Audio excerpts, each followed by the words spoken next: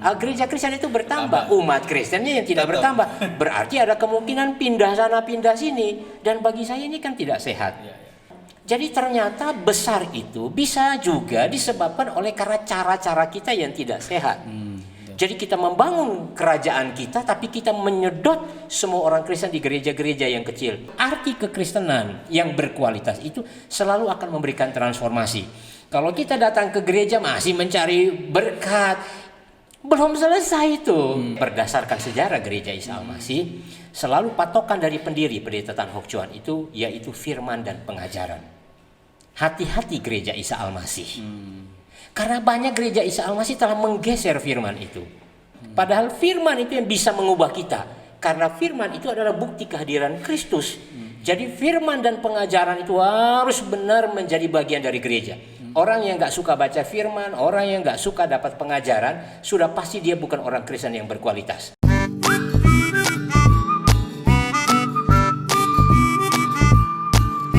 Hai Hike Lover, kembali lagi bersama saya Yunus Heri Purnomo, masih di acara Hike Show Semakin Berakal Semakin Beriman, dan masih ditemani oleh Pendeta Daud Adu. Apa kabar Pak Daud? Kabar baik Pak Yunus. Nah Pak Daud, podcast kali ini kita bertepatan dengan hari ulang tahun. Kita hari ulang tahun Gereja Isa Al-Masih Galunggung, yaitu hari ulang tahun yang ke-34 ya kan Pak Daud. Sekarang coba ucapkan selamat ulang tahun dulu kepada Gereja Isa Al-Masih Galunggung dan jemaat kita Pak Daud. Baik, tentu saya bersyukur bahwa hari ini kita sebagai gereja masih terus berdiri dengan semua dinamika pelayanan, dan tentu saya berterima kasih untuk seluruh jemaat yang terus setia untuk hadir dan melayani. Dan karena itu secara pribadi dan keluarga saya menyampaikan selamat merayakan hari ulang tahun yang ke-34 Gereja Isa Al-Masih Galunggung. Terus dipakai oleh Tuhan menjadi berkat bagi banyak orang, dan jemaat pun diberkati oleh Tuhan. Amin. Amin. Pak Daud, podcast kita kali ini akan membahas soal hal yang eksklusif. Tapi eksklusifnya apa? Yaitu tentang hari ulang tahun. Maka judul podcast kali ini menarik. Judulnya adalah 34 tahun kita berada di mana. Iya. Dan pertanyaannya Pak Daud, langsung saja pertanyaan ini karena ini soal 34 tahun gereja kita ini Pak. 34 tahun itu bukan usia yang muda lagi Pak Daud. Dia sudah mulai dewasa. Kedewasaan gereja seringkali itu dinilai dari kuantitas. Orang menilai kedewasaan gereja dinilai dari kuantitasnya. Penting nggak sih Pak Daud gereja banyak secara kuantitas itu? Baik. Kalau pertanyaannya Pak Yunus, pentingkah gereja menekankan kuantitas atau jumlah? Tentu jawaban saya penting. Ya. Nah, tetapi pentingnya di mana dan untuk kepentingan apa, ini yang kemudian menjadi persoalan. Sebab banyak orang kemudian berkumpul di sebuah lembaga yang bernama gereja, ada kemungkinan besar bahwa pengertiannya jadi juga berbeda. Jadi untuk kepentingan siapa orang berkumpul banyak? Apakah untuk kepentingan pendeta itu sendiri? Atau memang benar untuk kepentingan Yesus? Apakah Yesus butuh orang sebanyak itu untuk mengagungkan dia? Atau ada kepentingan-kepentingan denominasi yang kemudian secara tanpa sadar ingin mengatakan kepada gereja-gereja yang kecil bahwa kamu nggak ada apa-apa dengan saya, atau ingin kemudian kepentingannya seorang pendeta karena bisa saja di situ jadi ladang bisnis karena berkaitan persembahan. Dan ini bagi saya memang perlu kita hati-hati. Nah, tetapi pada saat yang sama Pak Yunus, ketika kita berkata demikian, maka kita juga dalam posisi sedang menghakimi gereja-gereja yang kecil. Apakah gereja-gereja yang kecil itu kategorinya mereka kurang iman dibandingkan dengan gereja-gereja yang besar atau bagaimana? Tapi saya coba untuk mengutip apa yang dikatakan oleh Peter Wagner ya. Dia seorang bapak gereja dalam pengertian sebagai bapak pertumbuhan gereja modern ya. Sebenarnya Peter Wagner ini orang yang belajar di seminari tahu tentang Peter Wagner, dan mereka akan berkata bahwa teori dia satu intinya, kita harus menjangkau jiwa-jiwa yang terhilang.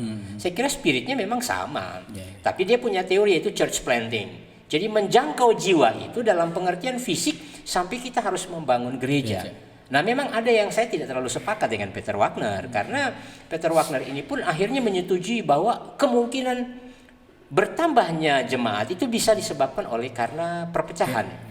Nah, kalau ini kan sangat berbahaya. Makanya Kementerian Agama itu selalu mengeluarkan rilis, khususnya Dirjen Bimas, bahwa gereja Kristen itu tidak bertambah. Gereja Kristen itu bertambah, umat Kristennya yang tidak bertambah. Berarti ada kemungkinan pindah sana pindah sini, dan bagi saya ini kan tidak sehat. Nah, acap kali Pak Yunus ya, acap kali untuk mencapai apa yang kita harapkan dengan church planting, menjangkau jiwa-jiwa, akhirnya orang mengabaikan yang namanya etika. Makanya kan kita kenal di Indonesia ini ada yang namanya tukang curi domba, suka mancing di kolam orang, ada gereja vacuum cleaner. Nah, ini yang jadi persoalan. Jadi ternyata besar itu bisa juga disebabkan oleh karena cara-cara kita yang tidak sehat. Jadi kita membangun kerajaan kita, tapi kita menyedot semua orang Kristen di gereja-gereja yang kecil. Padahal kalau menurut hitungan saya Pak Yunus, gereja yang sehat itu sebenarnya tidak boleh lebih dari sekitar 400. Harusnya sekitar 200 sampai 400 biar terkontrolnya lebih baik. Jemaatnya, fellowshipnya dapat. Nah, makanya saya bilang ada kemungkinan orang terobsesi. Jadi mengalami yang namanya penyakit megalomania. Jadi kalau gerejanya kecil, dia bisa stres. Sedangkan kalau gerejanya besar, dia bisa tambah angku. Dan ini berbahaya. Gitu Pak Yunus. Oke. Berarti kuantitas itu penting, namun kualitas tidak kalah penting berarti Pak. Kualitas itu tidak kalah penting. Berarti ciri gereja yang berkualitas itu kayak apa sih Pak? Nah begini Pak Yunus. Jadi rupanya ini pertanyaannya cukup sistematis. Untuk pertanyaan yang kedua dari Pak Yunus, kan saya juga menggunakan teori pertumbuhan gereja dari Donald McGavran ya. Jadi mereka berbeda. McGavran ini menekankan pertumbuhan gereja, tetapi dia langsung kaitkan dengan proses penggembalaan. Jadi bukan sekedar memenangkan orang, tapi memenangkan lalu membuat dia menjadi murid, lalu membina dia, mengembalakan sehingga dia menjadi orang Kristen yang tangguh. Nah, sebenarnya saya sampai pada tahap ini saya lebih setuju dengan apa yang dikatakan McGavran tadi. Karena kalau kita tidak mengkritisi, ini sangat berbahaya. Memang McGavran ini juga berkata begini, ada kecenderungan gereja-gereja sekarang cenderung berbentuk semacam filantropi. Jadi dia pelayanan sosial dianggap itu sebuah penginjilan. Loh, ya semua bisa mengerjakan rumah sakit, pendidikan, sampai pada tahap ini memang saya juga sepakat bahwa itu bukan. Tetapi itu bisa menjadi bagian ketika membangun sebuah rumah sakit, tapi kita juga mewartakan kasih Tuhan lewat sebuah ungkapan verbal dan juga tentu tingkah laku kita. Jadi kalau Pak Yunus tanya sebenarnya apakah dengan kita menjadi gereja yang berkualitas itu lalu kemudian kita menjadi gereja yang sehat, bagi saya betul. Karena kualitas itu adalah penyebab ya untuk orang menggapai yang namanya kuantitas. Jadi tanamkan dulu kualitasnya baru menggapai. Jadi dua hal itu penting. Kalau bersamaan saya kira juga tidak mungkin. Jadi dia harus mulai dulu yang namanya kualitas, tanamkan pemahaman dengan baik, penggembalaan, pembinaan, supaya dia menjadi orang beriman dan otomatis akan berdampak. Sebab sekarang begini Pak Yunus, kalau tiba-tiba Pak Yunus memberitakan Injil, orang percaya, Pak Yunus nggak ada kesempatan lagi kemudian untuk membina dia karena Pak Yunus akan pergi ke luar kota. Nah, mereka kemudian akan kembali lagi pada kehidupan yang lama. Nah, tapi terus terang, kalau yang namanya berkualitas itu sebenarnya bukan lagi berbicara tentang diri kita. Diri kita sudah selesai. Sekarang berbicara tentang orang lain. Berarti arti kekristenan yang berkualitas itu selalu akan memberikan transformasi. Kalau kita datang ke gereja masih mencari berkat, belum selesai itu. Belum selesai. Jadi kalau kita datang untuk mensyukuri semua kebaikan Tuhan, itu baru namanya kualitas. Tapi baik, saya coba untuk kemudian sedikit agak tajam untuk mengatakan menjawab apa yang dikatakan oleh Pak Yunus soal kualitas tadi. Kalau saya Pak Yunus, kalau saya berdasarkan sejarah Gereja Isa Al-Masih, selalu patokan dari pendiri Pendeta Tan Hock Chuan itu yaitu firman dan pengajaran. Hati-hati Gereja Isa Al-Masih. Karena banyak Gereja Isa Al-Masih telah menggeser firman itu. Kadang-kadang maaf Pak Yunus, di panggung-panggung atau di altar-altar itu mimbarnya disingkirkan dulu, lalu orang ada mentas apa, lalu ada nyanyian, lalu pada saat firman baru mimbarnya digeser. Sebenarnya secara simbolik itu kita tidak menekankan firman sebagai yang utama, padahal firman itu yang bisa mengubah kita, karena firman itu adalah bukti kehadiran Kristus. Jadi firman dan pengajaran itu harus benar menjadi bagian dari gereja. Orang yang gak suka baca firman, orang yang gak suka dapat pengajaran, sudah pasti dia bukan orang Kristen yang berkualitas. Itu sebabnya ada pernyataan serius, termasuk kita sebagai pendeta, sebagai pelayan Tuhan, kita nggak pernah bersaat teduh, kita nggak pernah membaca Alkitab, kita nggak pernah mau dapat pengajaran, sudah pasti kualitasnya rendah. Tapi juga yang sering dilupakan orang, Pak, kualitasnya itu bukan sekedar itu lagi, tapi juga berkembang. Ada aktivitas rohani yang bisa membuat kita bertumbuh. Misalnya orang rajin berdoa, orang rajin berpuasa, tapi bukan kesombongan, Pak Yunus. Karena itu bagian dari pembentukan spiritualitas diri. Jadi kalau orang pun tidak rajin berdoa, bagaimana mungkin dikatakan dia sebagai orang beriman? Tetapi berdoa ini harus dibarengi juga dengan kesaksian hidup. Jadi dia menjadi juru doa misalnya. Tapi dalam kehidupan sehari-hari dia juga membuktikan bahwa dia menjadi orang beriman. Jangan sampai dia berdoa, giliran datangnya COVID, ketakutannya luar biasa, ya kan? Dan sampai pada puncaknya kalau saya melihat sistem gereja kita, bahwa gereja yang berkualitas itu berarti sistemnya terkontrol. Orang gak liar, semua ada aturan main. Itu sudah pasti disebut gereja berkualitas. Gitu, Pak Yunus. Nah, Pak Daud, tadi ciri gereja berkualitas itu adalah terdiri dari orang-orang yang memiliki iman yang teguh juga. Iya, betul. Sebenarnya iman itu ada nggak sih tingkatan iman itu? Tingkatan iman. Ini imannya setingkat ini. Atau kalau kalau memang ada tingkatan, ada nggak cara membedakan antar tingkatan iman satu dengan yang lainnya? Wah, ini pertanyaannya bagi saya yang paling berbobot sepanjang ada acara podcast ini. Karena langsung menyangkut jantung kehidupan kita. Kita disebut orang beriman itu kalau apa? Karena banyak orang ngaku-ngaku beriman. Apa betul dia beriman? Orang bisa menyaksikan tentang kasih Tuhan. Apa dia betul-betul beriman? Orang bisa datang ke gereja dengan rajin. Apakah dia betul-betul menjadi orang beriman? Belum tentu. Nah, karena itu saya ingin sedikit mengajak para penonton, para pemirsa untuk coba melihat ada teori dari seorang yang bernama James Fowler. Dia seorang psikolog dalam bidang agama. Dia peneliti tentang perkembangan kepercayaan atau iman. Dia punya teori, Pak Yunus, namanya itu Faith Development Theory, ya. Jadi dia berkata kita harus memiliki kemampuan dulu untuk membedakan yang namanya faith, lalu kemampuan untuk membedakan yang namanya belief, dan kemudian kita harus punya kemampuan untuk membedakan namanya religi, ya, religion. Jadi orang yang beragama religi, dia memang memiliki kumpulan tradisi. Tapi dia cukup hanya disebut sebagai orang beragama.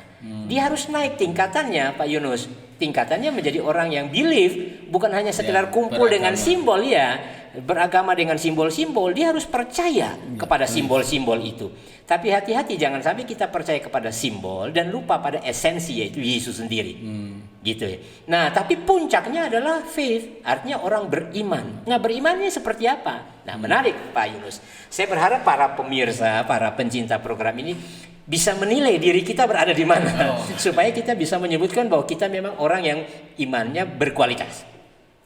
James Fowler ini membagi ada 7 tahapan supaya kita kemudian menjadi orang beriman. Lalu kita masih berada di mana? Nah, saya coba satu-satu ya, Pak Yunus.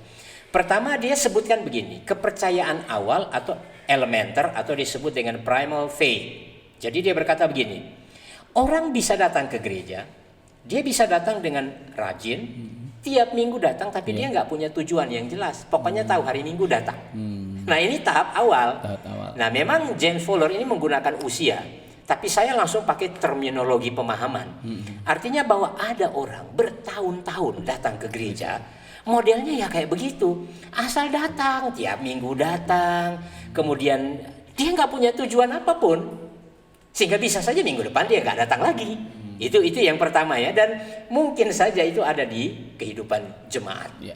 Yang kedua, dia sebutkan begini, Pak Yunus, kepercayaan intuitif proyektif. Ini bahasanya agak keren, tapi saya mau terjemahkan. Jadi dia datang ke gereja, dia berkata sebagai orang beriman, tapi dia datang berdasarkan apa yang dia suka. Oh, saya datang di gereja Isa Al-Masih Galunggung karena suasana kebaktiannya dapat. Ini pertama, hati-hati. Yang kedua, dia datang itu karena musiknya keren. Ya, bahkan bisa sampai pada tahap pemimpin pujiannya cakep-cakep, pendeta yang berkhotbah keren-keren, lagunya oke-oke. Bahkan bisa saja orang datang karena pacar. Begitu, bisa. Nah, lalu ada yang kemudian datang karena ada keramah tamahan, tapi tidak ada kaitan sama sekali dengan Tuhan. Nah, sekarang pemirsa ada di mana? Makanya saya senang teori ini, Pak Yunus. Dan saya pernah diskusi dengan Pak Yunus beberapa kali soal ini. Betul. Yang ketiga, disebutkan begini, kepercayaan mistis harfiah. Dia begini, ini sudah mulai membutuhkan Tuhan. Sebagai pribadi yang memberikan keuntungan. Jadi dia datang kepada Tuhan, dia datang kepada gereja, mencari Tuhan, tapi untuk menyenangkan dirinya. Ada loh Pak Yunus. Ada orang seperti itu, tapi dia mulai coba untuk mau baca Alkitab, apa sih isi Alkitab itu? Dia mulai rajin, tapi karena sesuatu. Jadi supaya kalau dia sakit, dia bisa disembuhkan nggak ke tempat yang lain. Maaf, kalau dia meninggal, ada yang bisa melayani dia. Paling tidak ada janji-janji surga yang dia dapatkan. Tapi sampai pada tahap ini, sebenarnya dia nggak paham tentang Tuhan, sama sekali nggak paham. Pokoknya yang ada dalam dirinya adalah dia mendapatkan sesuatu. Ada loh orang Kristen. Sehingga kalau dia nggak mendapatkan apa yang dia punya, Pak Yunus, dia nggak akan datang lagi. Jadi kelihatan Kristen banget, tapi sebenarnya nol. Ini tahap keempat. Dengan cepat Pak Yunus ya. Betul. Disebutkan kepercayaan sintetis konvensional. Memang kalau baca bukunya James Fuller ini kan kita butuh otak kerja keras. Betul. Saya coba untuk menyederhanakan saja. Iya. Jadi mulai tempelkan ajaran gereja. Kalau saya datang di gereja Isa Al-Masih Galunggung, Gia itu begitu ya, dia tertib pengajarannya, mengajarkan doa, mengajarkan puasa, mengajarkan memberi. Nah, dia sudah mulai nempelkan. Bahkan tipe seperti ini sudah bisa terlibat ngajar sekolah minggu karena dia mulai baca Alkitab, dia hafal Alkitab, dia sudah mulai bisa ngajar. Gitu ya, dia mulai bisa ngajar. Bahkan pada saat yang sama dia bisa kutip ayat firman Tuhan. Ya, jadi kalau orang ngomong, ayat ini bilang begini, dia bisa stabilo. Ini baru tahap keempat loh, Pak Yunus. Sudah mulai jadi kokordansi hidup. Iya. Tetapi justru di poin yang keempat ini paling berbahaya. Karena apa? Dia akan terlihat sebagai seorang pelayan yang baik. Dia akan terlihat sebagai seorang pelayan yang setia. Tapi sebenarnya dia tidak bergaul dengan Tuhan. Dan ini terjadi di banyak gereja. Banyak orang melayani tapi gagal. Banyak orang mau melayani, bahkan sudah terlibat, tapi dia gagal. Karena apa? Dia hanya nempelkan, gak nyatu bahasanya. Gak istilah air dan minyak. Jadi tidak ada pergaulan, semua bermain perasaan. Dia bisa tersinggung, dia bisa pergi. Dia bisa sangat aktif. Bahkan dia betul-betul bisa bahkan memberi semuanya. Tapi percaya dengan teori ini. Jikalau benar-benar dia menghadapi krisis dalam hidup, bukan hanya dia bertanya Tuhan di mana, dia bisa tinggalkan Tuhan. Makanya tahap ini orang bisa jadi pendeta loh, Pak Yunus, bisa jadi pendeta, tapi hanya nempel. Ini menurut teori Fowler ya, saya berharap ini para penonton bisa lihat. Yang kelima, kita berada di mana? Konsep iman kita. Dia sebutkan kepercayaan individuatif, reflektif. Jadi mulai sadar identitas dirinya. Datang ke gereja, aku sadar aku orang berdosa. Tapi saya mulai kritis, kenapa orang lain kok hidupnya nggak begitu. Dia sudah mulai. Tapi dia juga mulai belajar, kalau datang menggunakan masker, harus saya pakai masker. Cuci tangan, lalu tiap hari ada saat teduh, menerima sapaan dari pendeta. Lalu dia menghadiri ibadah dengan khusyuk. Jadi ketika dia datang, waktunya itu nggak ngomong dengan siapapun, Pak Yunus. Duduk diam. Dia menempatkan Tuhan sebagai yang paling utama. Dan dia mengerjakan tugas-tugasnya dengan profesional. Nah ini mulai langkahnya, ini mulai ya. Nah keenam, dikatakan sebagai kepercayaan konjungtif. Artinya begini, dia sudah mulai PK, sensitif dengan panggilan Kristiani. Kekristenan itu tidak cukup di gereja. Kekristenan itu juga harus aku buktikan tiap-tiap hari. Karena ada orang di gereja lain, di dalam kehidupan sehari-hari lain. Hatinya mulai tertuju kepada Tuhan. Setiap kali dia makan, dia bukan hanya berdoa untuk kemudian dikenyangkan, tapi dia berdoa bahwa Tuhan telah memberkati dia dan harusnya ada panggilan untuk memberkati banyak orang. Dan sampai pada tahap ini dia nggak pernah meminta imbalan satupun kepada Tuhan. Karena itu ketika krisis datang, dia nggak bertanya kepada Tuhan, saya sudah setia kok kamu nggak beri saya kesembuhan. Nah ini yang keenam Pak Yunus. Yang ketujuh terakhir dalam pertanyaan ini. Kepercayaan yang mengacu pada universalitas. Ini sebenarnya mirip seperti Kristus. Jadi mulai mengosongkan diri, tinggalkan semua hal-hal yang bersifat duniawi. Bukan itu lagi yang dicari. Semua investasinya bersifat kekekalan. Orang mulai berbicara tentang kerajaan Allah. Kerajaan Allah itu apa? Dia hidup dalam anugerah Tuhan. Dia hidup di dalam kasih. Dia hidup di dalam kebenaran, bukan dosa. Dan dia berusaha mengaktualkan imannya. Tapi pada saat yang sama dia disiplin. Dia akan melihat yang tidak benar dan dia marah. Nah, kalau sudah sampai pada puncaknya ini, itulah yang disebut dengan sebuah kesempurnaan menjadi seorang beriman. Itu Pak Yunus. Maaf panjang Pak Yunus. Ini juga pertanyaan terakhir Pak Daud. Ini berkaitan dengan ulang tahun gereja juga sebenarnya. Gia Galunggung itu berdiri dengan iman. Kalau kita bicara soal iman, mungkin satu-satunya gereja di lingkup sinode GIA yang 1 tahun hanya jadi TPI, kemudian 1 tahun itu dia didewasakan. Itu hanya Gereja Isa Al-Masih Galunggung, dan sekitar tahun 95-an itu kalau tidak salah mampu beriman, menang dalam iman soal iman 1 miliar. Itu tahun segitu 1 miliar itu bukan hal yang sedikit Pak Daud. Jadi sampai membangun menjadi sebuah gereja yang luar biasa kita lihat ini. Pertanyaannya gini, di dalam usia ke-34 tahun ini, apa harapan Pak Daud sebagai gembala jemaat kepada jemaat soal beriman? Karena kita bicara soal iman kali ini, berada di mana? Ya. Pertama-tama tentu saya bersyukur bahwa pendiri-pendiri Gereja Isa Al-Masih Jemaat Galunggung ini luar biasa. Saya memang mendengar cerita dan melihat dalam beberapa catatan sejarah bahwa perjuangan untuk mendirikan gereja ini luar biasa. Dulu semua bekerja sama. Dan hampir semua gereja sebenarnya begitu Pak Yunus. Biasanya sudah mapan baru kemudian jadi problem. Kalau mulai dari nol itu semua akan bahu-membahu. Tapi kisah itu luar biasa. Saya taruh hormat kepada gembala sebelum saya ya, yaitu Pendeta Nayuan Tambahani. Dan bagi saya dia patut untuk dihormati karena dia memang bekerja keras bersama dengan para majelis pada waktu itu. Lalu tentu warna itu kan akan terus berkembang searah dengan munculnya gembala konsulen ya, Pendeta Samuel Budi Prasetya ya, dua-dua sudah almarhum. Mereka sedang mau mengarahkan Gereja Isa Al-Masih Galunggung ini kemana? Tapi setahu saya, yang ada dalam pikiran mereka adalah memang untuk membangun gereja ini untuk menyenangkan hati Tuhan dengan beragam-beragam perspektif, baik Pak Nayuan maupun Pak Samuel. Nah, setahu saya sampai pada Pak Samuel, saya melihat bahwa dia ingin untuk menjadikan Gia Galunggung ini memang menjadi bagian integral dari sinode Gereja Isa Al-Masih. Ya, tidak terpisah. Karena itu semangat itu saya bawa sebagai gembala yang baru menggantikan mereka, bahwa memang kita selalu ada dalam ikatan sinode. Kita bukan GKI, bukan GBI, tapi bukan berarti mereka itu musuh kita. Betul. Mereka tetap menjadi bagian, tapi GIA harus punya keunikan sendiri. Nah, keunikannya apa? Dia menjadi gereja yang alternatif. Sejak gereja ini didirikan tahun 46, itu Pendeta Tan Hock Chuan sudah menginginkan gereja kita menjadi gereja alternatif. Semua yang datang dari berbagai aliran, aliran Ortodoks, mungkin dari aliran Katolik, mungkin dari Pentakosta Karismatik, bisa menyatu di sini. Dan bagi saya itu kekaguman yang luar biasa. Kita menghargai nggak?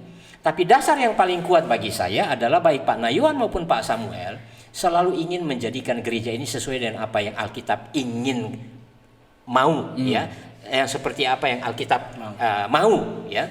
Dan karena itu selalu Gereja Isa Al-Masih Galunggung ini di masa-masa sekarang kita coba untuk fleksibel, mana yang memungkinkan untuk membuat pertumbuhan, ya. Dan tentu itu harapan kita tetap Gereja Isa Al-Masih Jemaat Galunggung menjadi gereja alternatif. Kita terus mengasihi Tuhan, bukan saja dengan segenap hati ibadah penyembahan kita, tetapi juga dengan segenap akal. Makanya ada programnya Pak Yunus ini kan. Dan bagi saya mungkin nggak terlalu banyak Gereja Isa Al-Masih yang menggunakan acara podcast seperti ini. Nah, tapi semua akan terlihat, harapannya akan terlihat di dalam visi dan misi gereja. Nah, kalau kita melihat misi dan visi gereja itu, kita berharap Gereja Isa Al-Masih Galunggung bertumbuh dalam iman dan perbuatan. Artinya kita menjadi orang yang beriman, tapi juga dalam kehidupan kita, perbuatan kita membuktikan kita orang beriman. Nah, Gereja Isa Al-Masih Galunggung sudah sampai di mana? Masih cukup beriman, atau sudah bahkan melebihi dan sampai pada aspek perbuatan. Makanya ada nilai-nilai, ada cara menggapai visi misi itu kan kita punya, mulai dari di tempatan pertama loh Pak Yunus, pengajaran. Jadi ini sesuai dengan yang dikatakan Pak Nayuan, Pak Samuel dan Alkitab sendiri, bahwa pengajaran harus ditempatkan pertama. Yang kedua, harus dengan konsep pelayanan yang benar. Orang tidak boleh melayani dirinya sendiri, harus melayani Tuhan dengan kesungguhan hati. Ya, bukan untuk menyenangkan dirinya, tidak ada tempat untuk menyenangkan diri, harus menyenangkan Tuhan. Memobilisasi, jadi semua terlibat dalam pelayanan.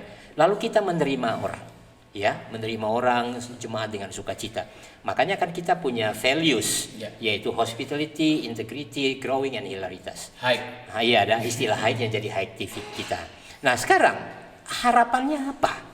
Saya tadi sudah jabarkan bahwa ternyata gereja kita berjalan dalam tahapan historisnya begitu. Lalu visi misinya. Nah lalu harapannya apa? Saya selalu ingin betul-betul gereja ini menerapkan apa yang dikatakan oleh para rasul dalam konteks kisah para rasul, jemaat mula-mula. Yaitu bahwa kita bukan sekedar pengikut, kita bukan sekedar simpatisan, menjadi murid. Nah ini memang tidak mudah Pak Yunus untuk menjadi murid. Berkali-kali saya katakan dari ciri murid kan ada 3 ya Pak Yunus. Yang pertama itu kita selalu mau diajar. Jadi kalau kita murid harus mau diajar. Seringkali kita murid sudah merasa seperti seorang guru. Gitu.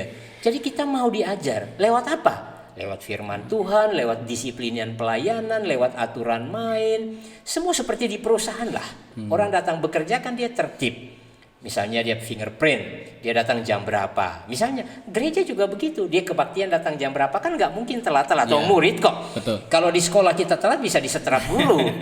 Tapi di gereja kadang-kadang orang mengabaikan. Nah itu ciri. Lalu kemudian yang kedua dia suka belajar. Suka loh Pak Yunus. Jadi dia mau belajar, mau diajar, tapi yang kedua dia suka belajar. Belajar dari semua pengalaman. Termasuk misalnya pengalaman Pak Yunus. Kan Pak Yunus punya pengalaman waktu SMA, waktu dulu pergaulan. Saya lihat di nonton di acara sapaan itu pengalaman yang bagi saya termasuk pahit juga ya. Tapi Pak Yunus kan belajar dari semua itu. Dan bagi saya itulah hakikat kekristenan kita. Dan yang pasti harapan saya yang ketiga ciri dari murid, tidak boleh kurang ajar. Selesai. Gitu Pak Yunus. Oke Pak Daud, terima kasih obrolan yang selalu membuka pikiran kita dan menambah iman kita Pak Daud. Amin. Dan sembari kita mau menyimpulkan obrolan kita mau mendengarkan persembahan pujian yang akan disampaikan oleh Brena dan diiringi oleh Gilbert. Silakan.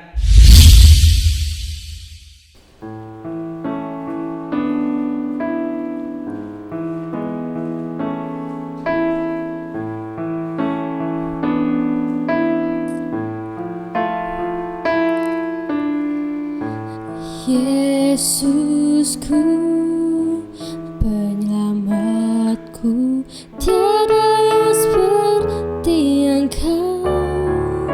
Setiap hari ku memuji keajaiban kasih-Mu, penghibur, pelindung, menara kekuatan. Biarlah semua yang bernafas tak berhenti menyembah-Mu,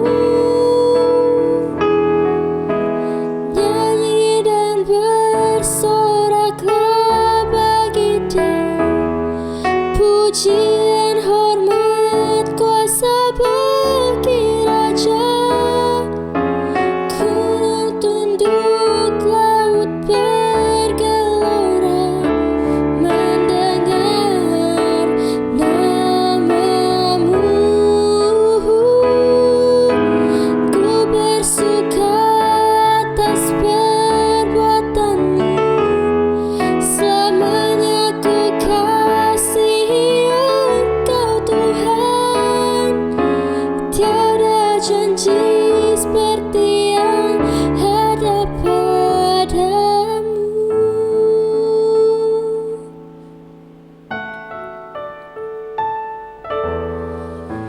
My Jesus, my Savior, Lord, there is none like You. All of my day I want to praise the wonders of Your mighty love.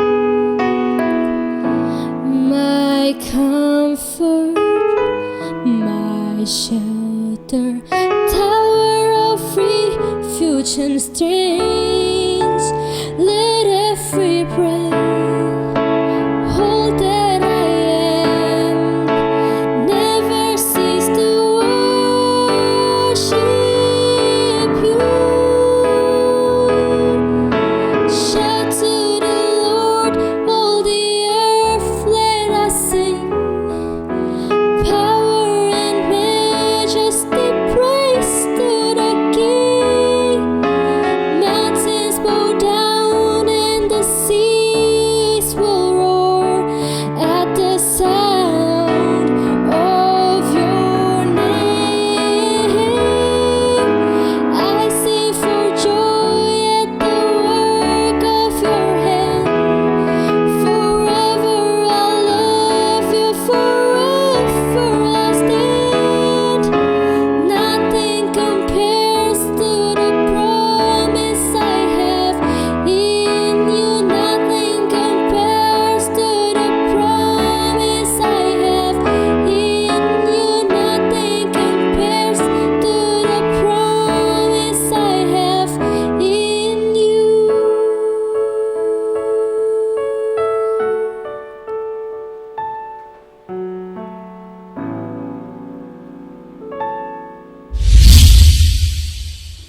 Ya, terima kasih Brena, terima kasih Gilbert untuk pujian yang semakin menguatkan iman kita. Dan kesimpulannya Pak Daud, di ulang tahun yang ke-34 Gereja Isa Al-Masih Galunggung Bandung, tetaplah menjadi murid yang punya ciri murid dan terus beriman. Iya. Dan seperti biasa Pak Daud, sebelum kita menutup kita mau berdoa, doakan untuk secara khusus gereja kita yang berusia 34 tahun. Silakan Pak Daud. Tuhan, kami bersyukur untuk hari ulang tahun dari Gereja Isa Al-Masih Jemaat Galunggung yang ke-34. Anugerah-Mu yang besar, sepanjang sejarah perjalanan yang panjang penuh lika-liku, Tuhan telah menyertai baik para pendiri, mereka sudah kembali kepada Tuhan, dan sekarang yang Tuhan percayakan kami bersama dengan seluruh rohaniwan, penatua diaken, dan seluruh jemaat, biarlah kami dapat melanjutkan karya-karya yang hebat itu demi kemuliaan nama Tuhan sendiri. Ajar kami sebagai jemaat untuk belajar bersyukur untuk kehadiran gereja ini, karena sesungguhnya kami bukan sekedar menempel di gereja ini. Kami mau hidup bertumbuh bersama karena kami percaya Kristus ada. Kini Tuhan berkati gereja ini dengan berbagai macam dinamika pergumulan pelayanan di tengah-tengah masa pandemi COVID-19 ini. Kami percaya Tuhan menolong kami supaya kami dapat keluar sebagai pemenang, dan kami yakin seluruh jemaat berada dalam perlindungan Tuhan. Apapun yang menjadi persoalan mereka, Tuhan Engkau yang memberkati. Kami bersyukur untuk kehadiran kami di sinode, biarlah kami menjadi berkat bagi sinode. Untuk kehadiran kami di majelis daerah 6, kami percaya kehadiran kami menjadi berkat. Bahkan kami bersyukur untuk banyak rekan-rekan gereja lain yang menjadi mitra kami, bahkan di dalam undangan kami untuk mereka sebagai pembicara di tempat ini. Biarlah Tuhan sendiri yang mau memberkati. Kami rindu bertumbuh bersama, bukan saja untuk diri kami, tapi kami rindu Gereja Isa Al-Masih Galunggung bertumbuh bersama di dalam iman, dan pada akhirnya kami menjadi murid yang sejati. Kami menghargai gereja ini sebagai pemberian Tuhan bagi kami, dan karena itu kami juga menjaga kehidupan kami dan pelayanan kami. Kami menyerahkan kebaktian syukur besok. Kami percaya Tuhan akan menyertai, dan kami juga berdoa untuk seluruh jemaat, apapun yang menjadi beban-beban hidupnya, kami serahkan ke dalam tangan kasih-Mu. Kami berdoa untuk semua rangkaian kegiatan yang ada di gereja kami, baik sapaan para pendeta kepada jemaat, dalam doa-doa pagi, baik itu doa malam, baik itu kebaktian pemuda, acara podcast kebaktian umum, kebaktian anak-anak sekolah minggu, katekisasi untuk mereka yang akan dibaptis, dan juga bimbingan pranikah untuk mereka akan menikah. Biarlah semua berjalan dengan baik, dan kami berdoa juga untuk praraker akan berjalan dengan baik. Tak lupa kami berdoa untuk semua pencinta program ini. Amen. Dimanapun mereka berada hari ini, kalau mereka menyaksikan acara ini, biarlah mereka diberkati oleh Tuhan, disembuhkan, dipulihkan.